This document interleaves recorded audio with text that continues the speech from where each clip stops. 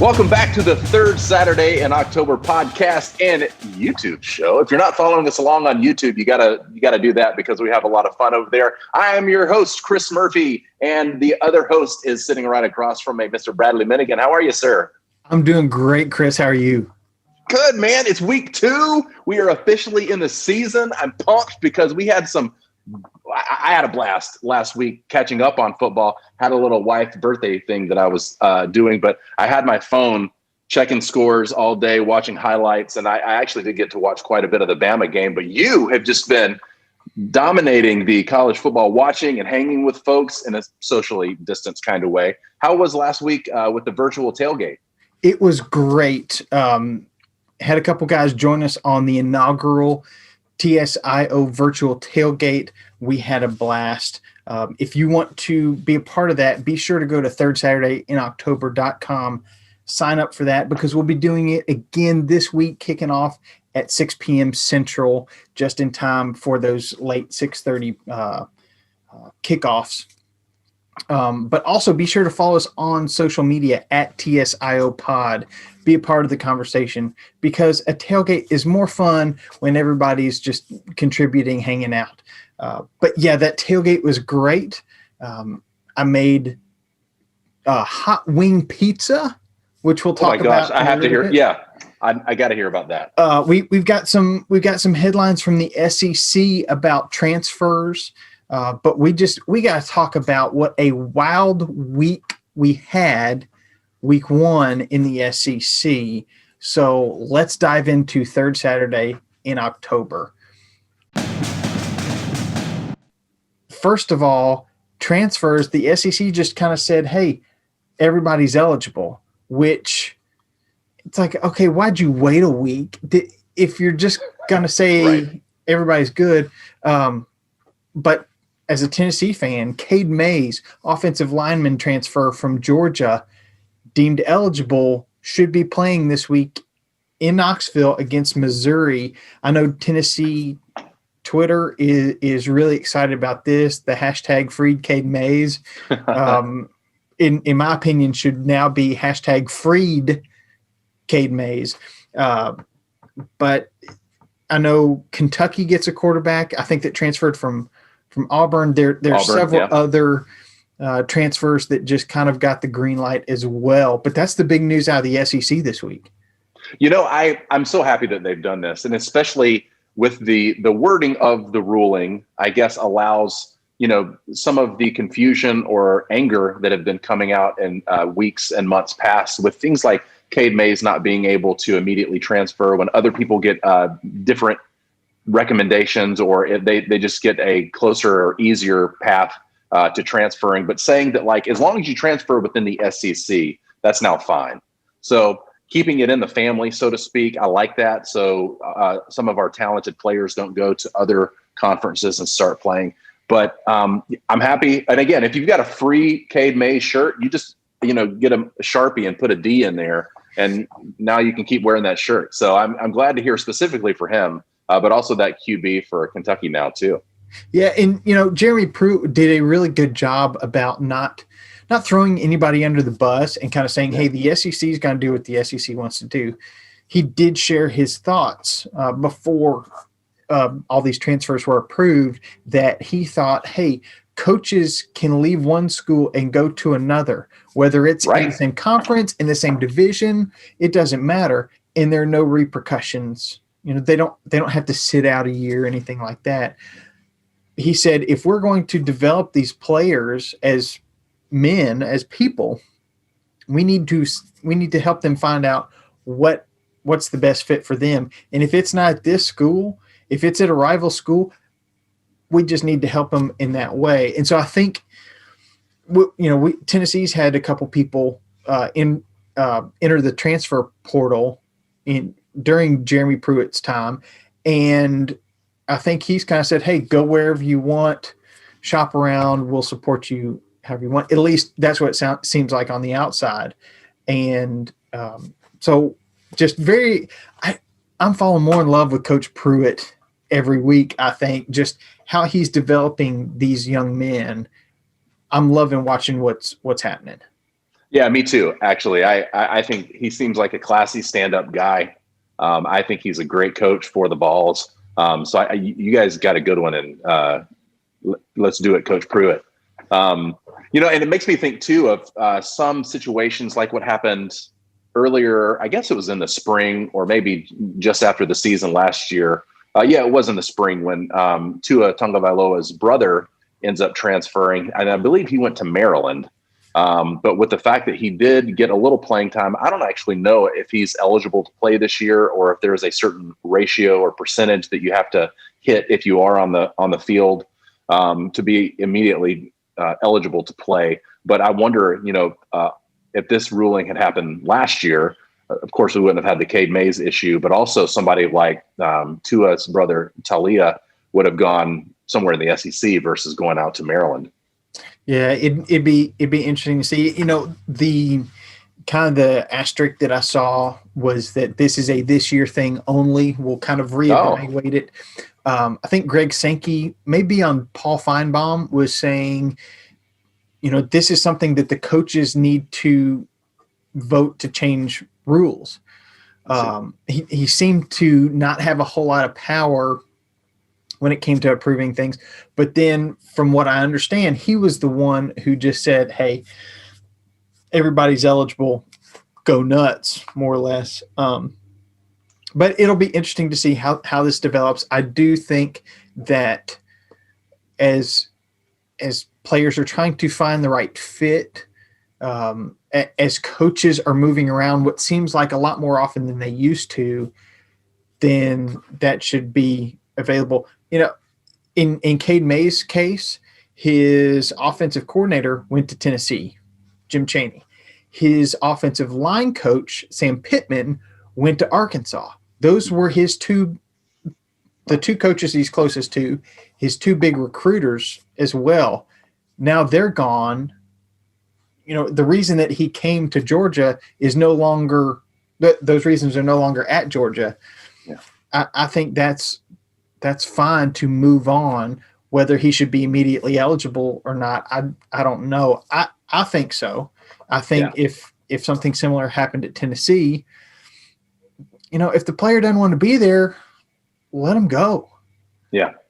But I agree. It's funny that with Greg Sankey being the SEC commissioner, he's definitely the figurehead of the SEC. And then from there, you've got the athletic directors of each of the 14 schools, and then the head coaches, and then the players. It seems like that's kind of the hierarchy. Now, I don't know if Greg Sankey is he does make decisions, but he leaves it up to the whole of the athletic directors making decisions and voting and things like that. But it does seem like that, like athletic directors and especially coaches are the things that seem to make college football what it is.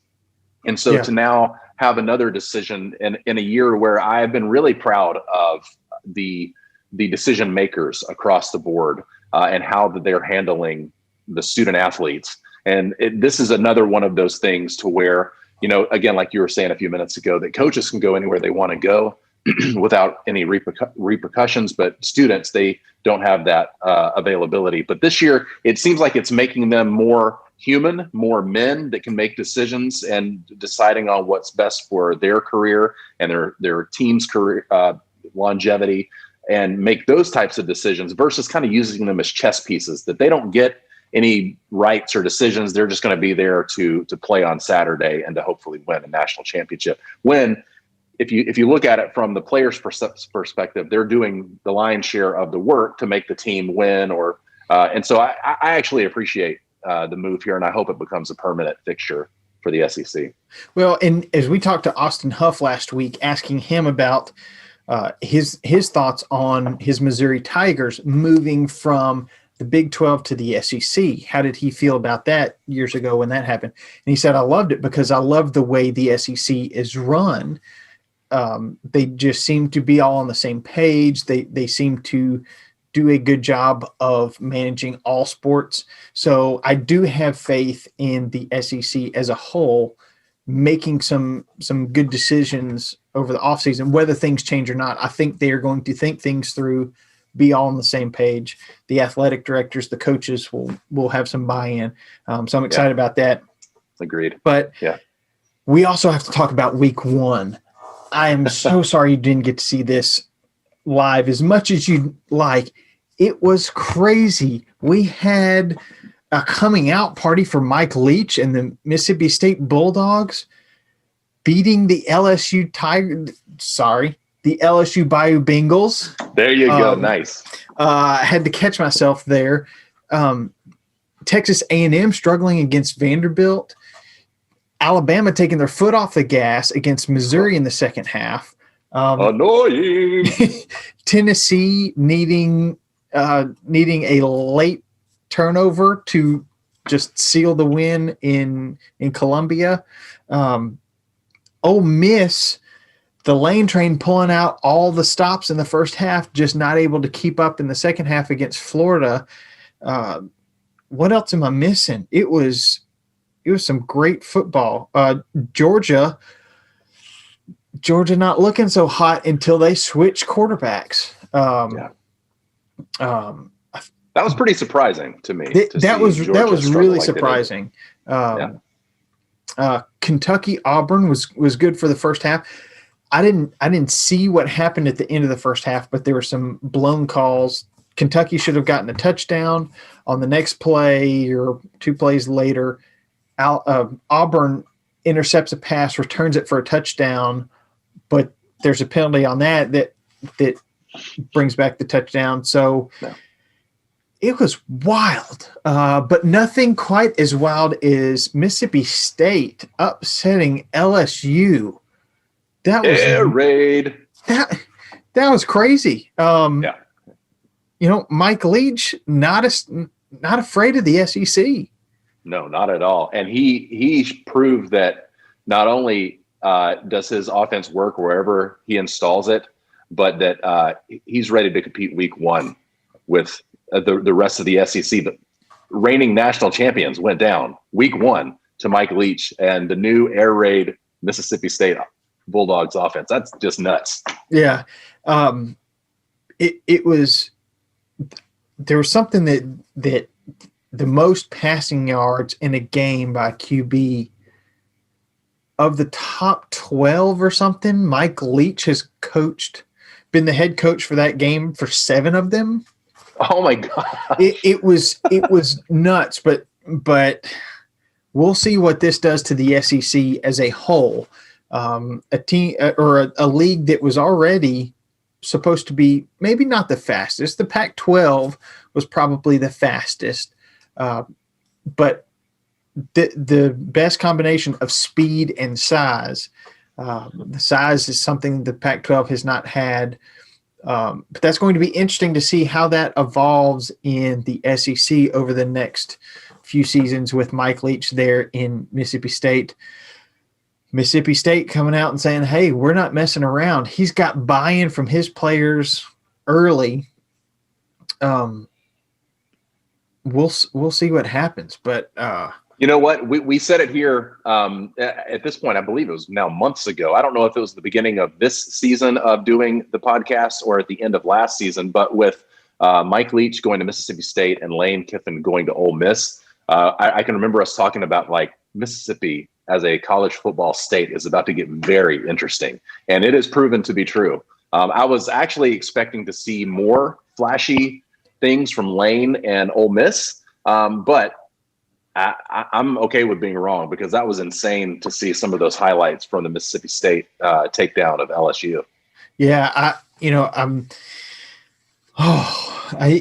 was a great day. I don't know that I've ever sat down and watched football all day. Had to run a couple errands, stepped out for that, but kicked off at 11, went through the tailgate that night, our inaugural TSIO virtual tailgate, which was a blast. Watching all the games at night too. I talked about this last week. I made hot wing pizza and it was delicious, but I could still improve. I'm going to play that Nick Saban card. Yeah, we won, but we didn't do some things right. but I got the pre-made dough, and you're supposed to take it out of the fridge 20 minutes before, kind of let it sit, yada yada. Did that. Well, let me back up. That morning, I started the wings. Dumped my wings in the crock pot. I used Sweet Baby Ray's just hot wing sauce. Ooh, nice. Yeah. Just pour that all over thing. Let it cook for 7-8 hours in the slow cooker. Got the dough, rolled it out. It's very hard. You and Dylan worked in a pizza place. Y'all would be better at this. My dough ended up square on one side and kind of rounded on the other. It looked more like a baseball diamond. But what they call that in the restaurants is if you mess up on it, still cook it because you don't want to waste it. Just call it rustic looking. Yeah, old world style pizza when it's in the shape of a baseball diamond. Yeah, so that's what I had. My wife helped me before I made a bad decision, not thinking about what sauce to use.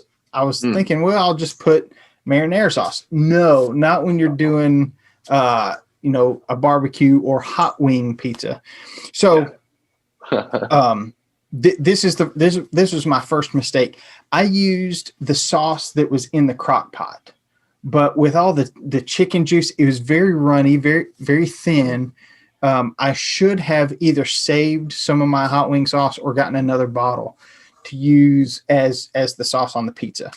So that was my first mistake. But then I took all the meat off the wings, just pulled it off, and crock pot wings. I mean, that meat just falls off. Yeah. So put that on the pizza, covered it with cheese, put it in the oven. Well, I've never. I mean, I don't know if I've ever had one of those pizza pans. Oh, right. Yeah. And then I'm reading the direction, put it on a pizza pan or pizza sheet, whatever. Yeah. In the oven. I was like, what? No. I mean, pizza places just put it on the rack. That's fine. Well, yeah. That wasn't going to work. And one of the problems was I wasn't sure what to roll the dough out on. So I just put it on wax paper. Well, it was kind of sticking to the wax paper. So it's like, well, I'll just put this whole thing in the oven because that wax paper wasn't going to melt or burn or anything. But it started to kind of just drip through the grates of the oven. So I had to take a flat cookie sheet and slide it underneath. Oh my gosh. But it tasted amazing. So I've got to try it again. I'm not going to try it this week. This week, I'm doing something different. Everybody's talked about the Popeyes hot chicken sandwich is better than the Chick-fil-A hot chicken sandwich, spicy chicken sandwich. I'm going to get one of each. I'm going to try it on the virtual tailgate. So go to thirdsaturdayiNoctober.com, sign up to be a part of our virtual tailgate, and I will give you my live review. My wife will be there too. We're each going to try it. We're going to compare Popeyes and Chick-fil-A. That's brilliant. But that had a couple guys join the virtual tailgate, had a blast just watching football. Found out that cable and streaming are not synced up. Cable was a little bit faster than streaming, so I was a play behind everybody else. Also, there are different commercials. True. Yeah. So I saw the same 4 commercials 14,000 times on Saturday, and the guys watching cable on the tailgate saw totally different commercials. But a great weekend for week 1 overall, unless you're an LSU Bayou Bengals fan. Yeah. Not expecting that. I think all the other outcomes, I don't think there were any other upsets. Just maybe things didn't go quite as planned. Yeah. What's fun is that we actually talking about headlines. We get to actually talk about games played as fun things to discuss and exciting things to watch. For so long now, the headlines are we going to play? Aren't we going to play? What's going on in that area? So to actually have football that we're talking about in the past is insane. And again, Love it. I think this is officially week 5 for the college football season, but for us in the SEC, we know that this is actually week 2 coming up. But one thing that I wanted to mention, you said LSU Bayou Bengals, and you said last week, for those of you that heard the show last week, that here on the TSIO podcast and YouTube, we're not going to call them the Tigers anymore. They are now the Bayou Bengals officially through TSIO. We've had some discussions in the last while about other teams that need to be looking at different mascot names. Would you like to dive deeper into some of those teams within the SEC that needs to have a name change? So last week last season, we kind of ranked our favorite mascots. Well, we were talking last week. It may have been on the show. It may have been before or after. But there are now 3 teams that claim tigers as a mascot in the SEC. The NFL doesn't repeat mascots. So neither should the SEC, because we know I agree. It's the NFL, then the SEC, then the Canadian football, then the Big Ten, then everybody else. I mean, as far as just quality football, that's how it works. So I completely agree. If one mascot per one team per mascot is good for the NFL, it's good enough for the SEC. So the Tigers, we got to figure this out. Well, we already decided LSU Bayou Bengals. Yep. Get rid of the tiger. It's just that's a solid name anyway. Absolutely. It's fun to say. I mean, what tiger is purple? A Bayou Bengal is purple. Right. Well, you know what I like is that you're giving them permission to still keep the tiger as the mascot. Just we're changing the name to avoid confusion in that way. Yeah, none of this is going to be huge changes. We're going to keep it simple. So then that leaves Missouri and Auburn as the other Tigers. Yeah. Auburn, we've talked about this before. Your battle cry is War Eagle. So let's make things simple. The Auburn War Eagles makes sense. You don't have to explain. You don't have to explain War Eagle anymore. Yeah. I was watching something. Last year was the 150th anniversary of college football, and on ESPN Plus, they've got some historical stuff about it. But they were talking about their favorite mascot. Everybody's talking about Spirit, the eagle that flies around, and it's all cool until you start thinking, okay, this eagle is not attached to anything. It could go rogue at any moment and just attack somebody in the stands. Yeah. That's pretty fierce. Okay. Be the Auburn War Eagles. Yeah. Don't worry about the tiger anymore. Then I like this too, Missouri as the Tigers. Yeah. And I think Missouri has been in the least amount of time, maybe as a gift to them for, joining the SEC within the last decade or so. Just let them keep it.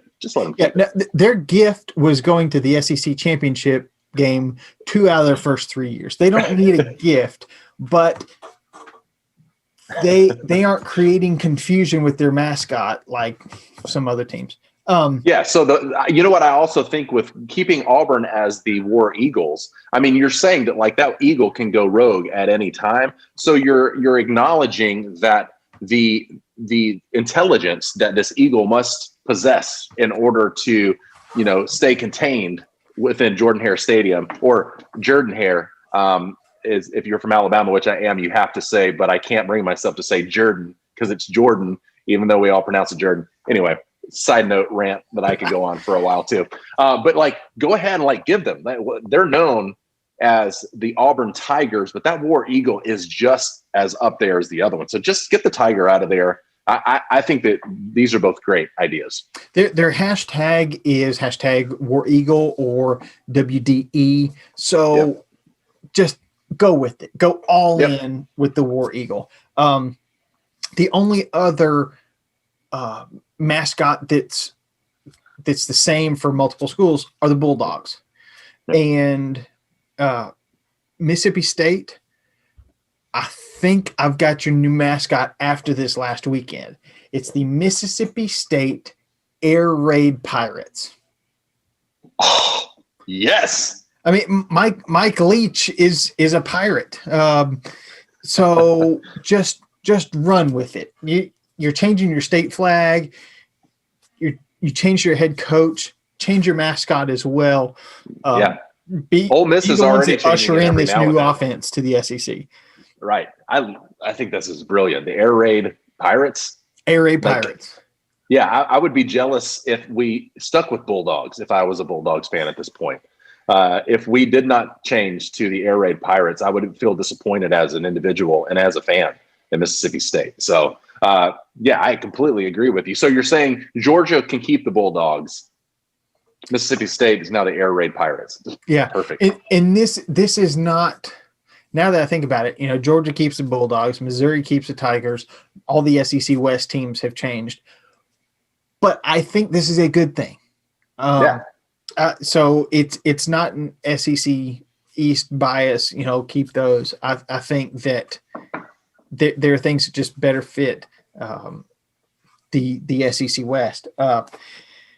And to me, knowing the history of Tennessee's mascot, because we're the Volunteers, but our animal mascot is a dog. Well, if you look at the history of why Tennessee is the volunteer state, we sent militia to the Alamo, who knows where else. We volunteered to go to war. Who are these volunteers? Well, they're guys. Hunters. They're hunters. Yeah, they got a gun and they know how to shoot and hit something. Well, all these guys have hunt dogs, and a great hunting dog is a blue tick hound. So our live mascot is a blue tick hound, Smokey. I still don't quite understand the Auburn thing, so just make them the War Eagles. Clears everything up. You don't need tigers. I mean, an eagle can swoop down and claw out a tiger's eyeballs anyways. Eagle wins. The Texas A&M Aggies, they've got the collie dog. Agricultural school is how it started. Yeah. I get it. You're rounding up cattle, sheep. I don't know what all. You got a collie dog to help round everybody up. Makes sense to me. I honestly have no idea the history of A&M's live mascot being a collie dog. I'm just making this up out of thin air. Gators are fine. Gators are cool. I didn't think about Alabama. Florida. We talked about this last week. Crimson Tide elephants. Yeah. What the heck? Yeah. Agreed. I mean, the fact that we are known as the Crimson Tide, which I believe came about out of a newspaper article that said that's essentially what they looked like at one point because of their red or their crimson colored jerseys, that at one point they looked like a tide running over the other team. But that name stuck back in like the 1820 or 1920s or 1930s, something like that. And it's been that way ever since. But again, the confusing part is, again, sticking with the Jordan Hare War Eagles, is that the name doesn't match up with the fact that their mascot is an elephant. So again, we in Alabama are not immune to this controversy. We've already changed Auburn. So I think that looking at Alabama and putting it on the table just to alleviate confusion is at least worth talking about. Can an elephant swim? It can, yeah. Okay, because I watched the Disney cartoon Tarzan. Yeah, I mean, at least you're not, Crimson Tide killing Big Al the elephant. At least you're not. I don't know. You're not killing yourself. But I'd have to think about Alabama. Yeah. You know what, though, this entire conversation, I think it helps the SEC as a whole because 5 out of the 14 teams share similar mascots. Yeah. 3 Tigers and 2 Bulldogs. Only 9 teams are unique. Yeah. What I think, here's what Alabama should do. Lose the elephant. You're the Crimson Tide. Yeah. Western Kentucky Hilltoppers. They got this triangular red Christmas tree, kind of who knows what, running around on the sideline. Just take that, shape it a little different, make it a little darker so it's crimson. You got a crimson tide running around the sideline. Maybe make the top, white so it's got a little break to it or something. I like that. Yeah, we should have put out a get on Fiverr or something like that and have somebody actually draw us up. Get a graphic designer to draw that in real time. That'd be cool to put up on the podcast. Also, Tulane Green Wave. They're also known as some sort of water shape. What's funny is Alabama borders the Gulf, which I actually saw somebody surfing in the Gulf a couple weeks ago as what was it? Hurricane Sally came through. Yeah. So I was down in Florida and I saw somebody surfing out there. But other than that, I mean, there are no waves in the Gulf. No. That I've seen. I mean, if you were San Diego State or USC or even Stanford with their cardinal colors, but being on the Pacific coast, I could see naming yourself after a wave or a tide or something like that. But yeah, you're right. It's slim pickings down in the Gulf to find a rideable wave if you've got a surfboard. It's a pretty far-fetched kind of thing. Whereas on the opposite side, the Florida Gators, now that's a mascot that is associated with the state, what they're known for. The Tennessee Volunteers, the same thing. But the Crimson Tide, again, I love them, and I'd have that tattoo on my stomach if I needed to prove my loyalty. But it is a ridiculous mascot. You do the Zeke Elliott thing, he's got the belly tat going on. Feed me, yeah. South Carolina's a bunch of chickens, so Gamecocks, I think that works out fine. Vanderbilt. We're gonna get letters this week. Yeah, Vanderbilt being in a landlocked state, the Commodores, a naval. Of course, name it after a naval commander. Kentucky Wildcats. Good with that. Yep, makes sense. Yep. Arkansas Razorbacks. That's good. Woo Pig. I'm trying to think. See what you've done. Okay, yeah, go for it. We got to talk about Ole Miss. Rebels can be. Some people cannot like it. I understand. It's because it's a Southern rebel seceding from the Union. We've got the Lane Train. So the Ole Miss Express, with a big locomotive. I like that. Yeah. I mean, they've already gone through different variations of either Rebels or the Ole Miss Bears or the Ole Miss Land Sharks. They need to just simplify and pick a lane because they've got too many. I'd be okay with Sharks. I mean, they border the Gulf just like Alabama. There are sharks in the Gulf somewhere. I have not seen them, but I've never seen a shark, but I believe in sharks. Just drop the land part. Land shark. Well, that's like fish being the kitten of the sea. Get over it. Just go all in with sharks or the Express. And I think I'm going to start referring to all these teams as these new mascots. It's going to be the Air Raid Pirates. It's going to be the Bayou Bengals. It's going to be we'll have to figure out Ole Miss. Alabama's already the Crimson Tide. Yeah. So I don't know.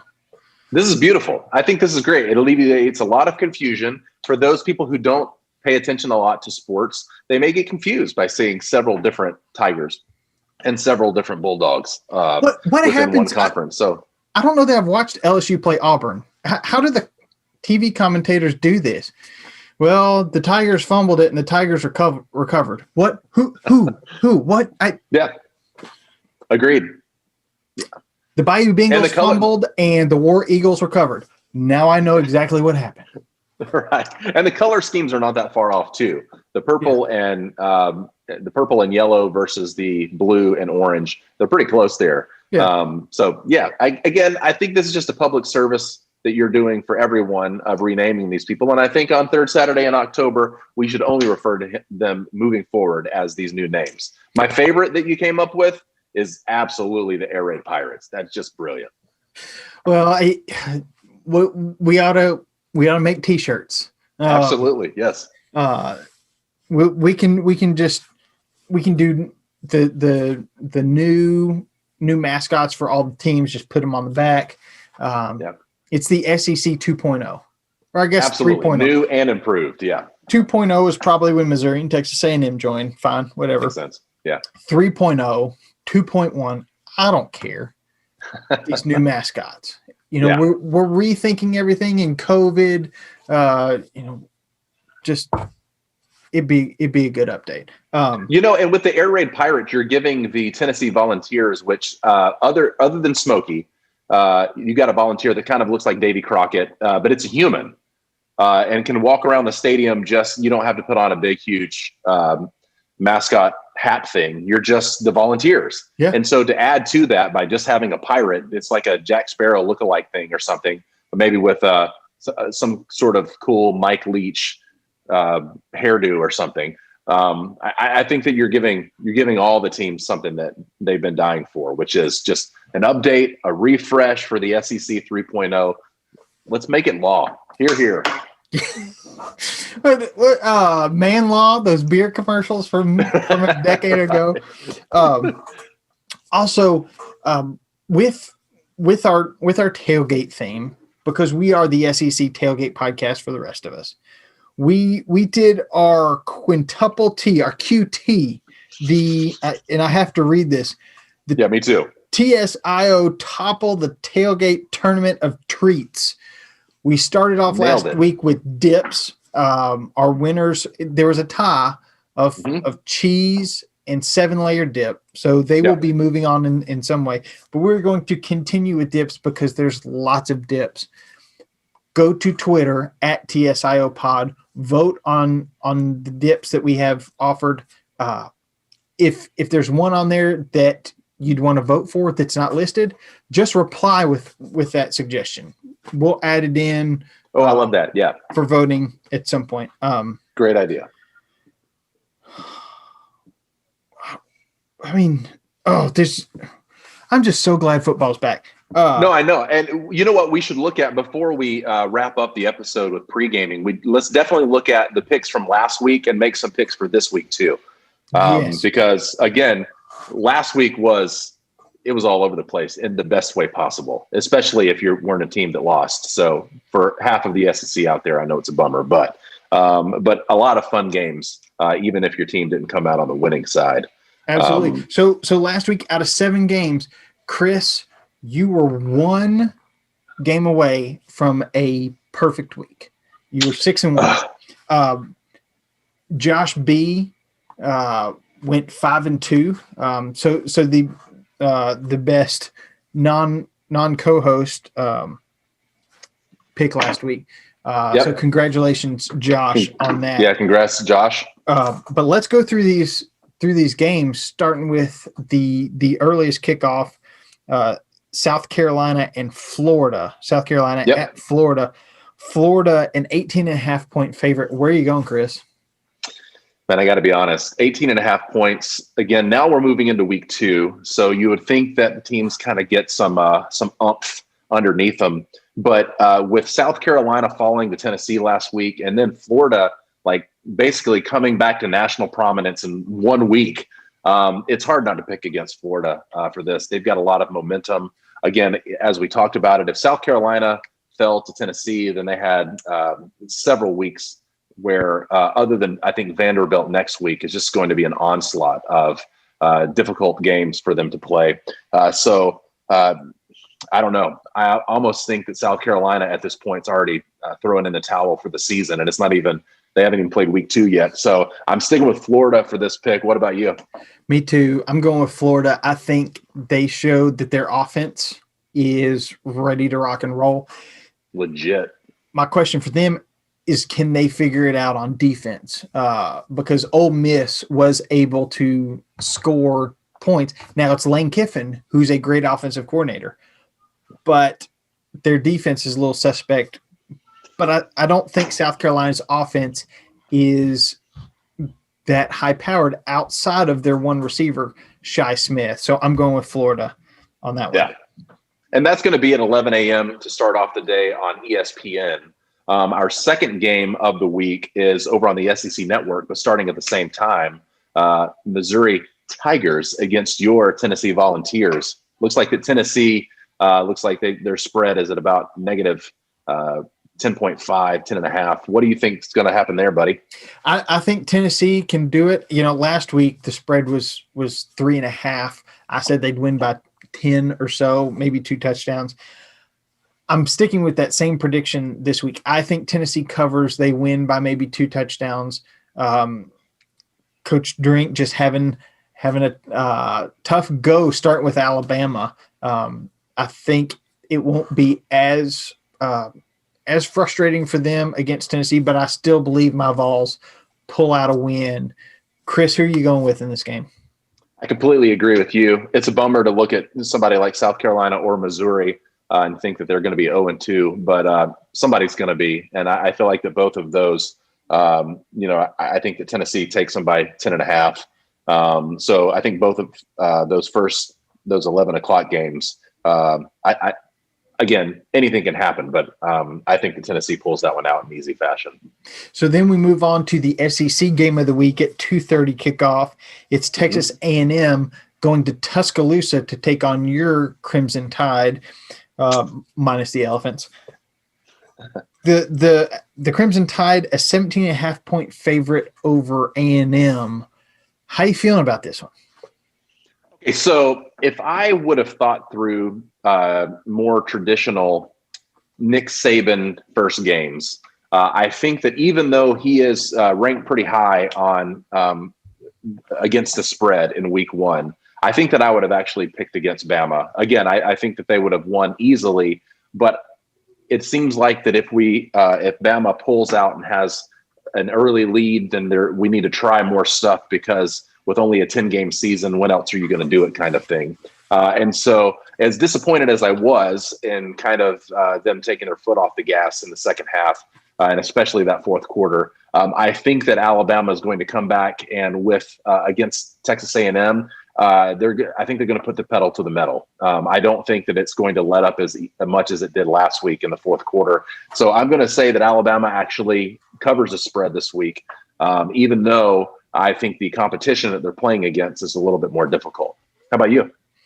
I'm going with Bama on this one because I saw A&M struggles against Vanderbilt. I do think Vanderbilt has a strong defense, but Vanderbilt, I think, also has the most players sitting out this year. And just seeing, okay, Vandy's defense seemed to be holding up pretty well. I don't know if their players are holding out on offense or defense, but A&M just couldn't get going. So I'm going with Bama on this one to cover the spread at 17.5. Cool. Good deal. So are we locked up at this point, almost halfway through the picks? Yeah. Florida, Tennessee, Bama? Okay. Yeah, we're all locked up here. Next, at 3:00 on the SEC network, we've got Ole Miss going to Kentucky. I think this could be a good game. Chris, who do you have covering the spread on this one? Now, again, traditionally, I would not be picking Kentucky when it comes to football. Even against a team like Ole Miss that is going to most likely look at this season as a rebuilding season, even with Lane Kiffin at the helm. But it's hard to pick against my brain when it thinks of Kentucky being toward the bottom, if not the bottom of the SEC. So I'm going to stick with that kind of mentality, even though I wouldn't be surprised if Kentucky outright won this one, because I'm actually picking against the spread and picking the Ole Miss. What are we calling them now? The Ole Miss Lane Train Express? Yes. Well, I mean, it's still up in the air. They're either the Sharks or the Express. I like it. I like the Lane Train Express better, but yeah. So you're going with Ole Miss. I am. Yeah. Well, I wasn't sure where you were going in that. I'm going with Ole Miss as well. I think the Lane train keeps rolling. I don't think he showed everything in week 1. Mm. Maybe he's saying, okay, be ready because I'll do anything. Yeah. But I think he can pull it out against Kentucky. Does he win the game? Maybe not, but I do think he keeps it within 2 field goals there in Lexington. Good call. Good call. What about we've got it 6:30, and this is again, these are all Central times for those of you listening on a different time zone. We go Central time since this is the SEC, and I guess about half of our teams are, now that I'm thinking about it. Here in Nashville, where we record this, is on Central time. But at 6:30 Central time on the SEC network, Arkansas tries to not make it 0-2 against Mississippi State Air Raid Pirates. What do you think there? Well, so this is one of the games where we'll be watching together on our virtual tailgate. After seeing what Mississippi State did last week, I'm going with the Air Raid Pirates to just blow Arkansas out of the water. There's no way that Arkansas can keep up with that kind of firepower. Going with Mississippi State to win by multiple touchdowns and cover the 17.5 point spread. How about you, Chris? I agree. I'm taking Mississippi State. I think the Air Raid Pirates are going to not disappoint in week 2. One is that Mike Leach and the rest of the team, they need to show and prove to the rest of the country, but especially the rest of the SEC, that it wasn't a week 1 fluke, that they are actually here and here to stay. So I think that they're going to continue to pile on the points, especially against a team like Arkansas that's going to be struggling over the next year or 2 with new coaches and rebuilding and all that. So, yeah, I agree with you. I think that Mississippi State takes them down easily. Then the other 6:30 kickoff game over on ESPN, and I believe this was the first matchup in the South in college football, according to my ESPN 150th anniversary of college football miniseries, whatever it is I started watching. Auburn goes to Georgia. 2 teams that struggled in the first half, who woke up in the second half. Let's see if they're awake by the 6:30 kickoff. Georgia, a 6.5 point favorite. Where do you feel this one going, Chris? This is going to be an interesting game. Again, with Georgia's difficulties behind center last week, it's gotten a lot of negative press for them this week, when I don't think in the last handful of years with Kirby Smart as their coach, they've seen a lot of negative press. Even when they've gotten beaten, it's usually like, well, that's what happens when they're trying to rise to prominence in the SEC. So that's kind of okay. But it's interesting to hear like that kind of negativity coming out of the Bulldogs. They're going to be coming out firing on all cylinders. But the Tigers, I'm sorry, not the Tigers, the War Eagles, they've been looking good, man. So this is, for me, I'm excited to see this game. I think it's going to be a dogfight. And that's not a reference to the Bulldogs, just dogfight in general. But I'm going to take a little risk here, and I think that Georgia still pulls it out, but I think it's closer. I think it's by a field goal or so. So I'm actually taking Auburn in this one when we've got a 6.5 point spread here. I don't know that Auburn wins, but I think this is going to be a close and fun game to watch. Well, we've been making the same pick so far. Will we differ on this one? No.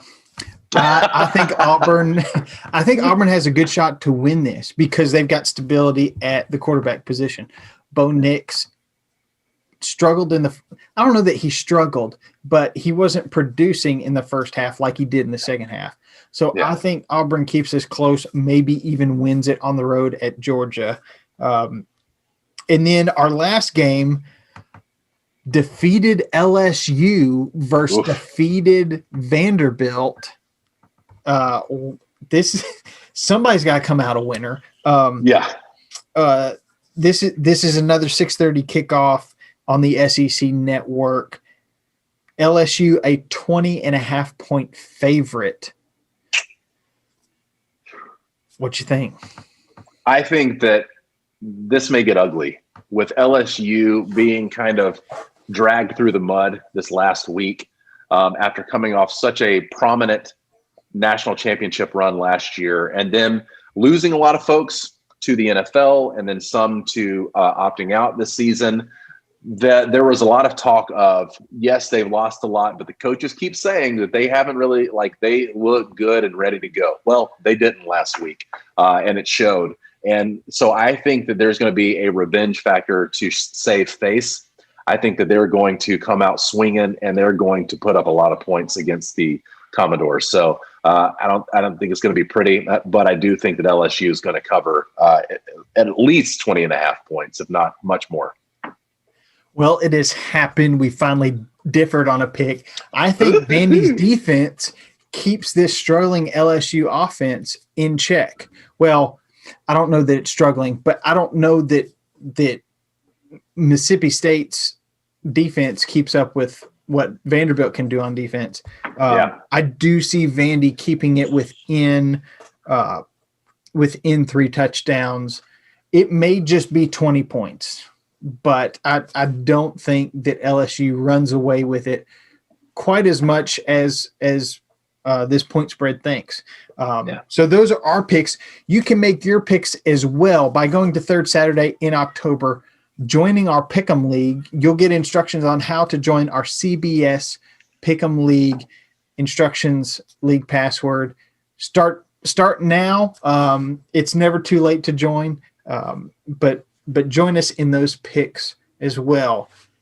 Picks are in, which means it's time, Chris, for pregame. Tailgate, pancake, living room, pregame. Burgers, ribs, chicken wings, chip and dip, pregame. Scotch and a lot of IPA, Coca-Cola, pregame. Slaying darts, EA, cornhole, pregame. How you gonna watch? So, Chris, last week, were you watching Pride and Prejudice? Was that the tradition that I saw or heard about?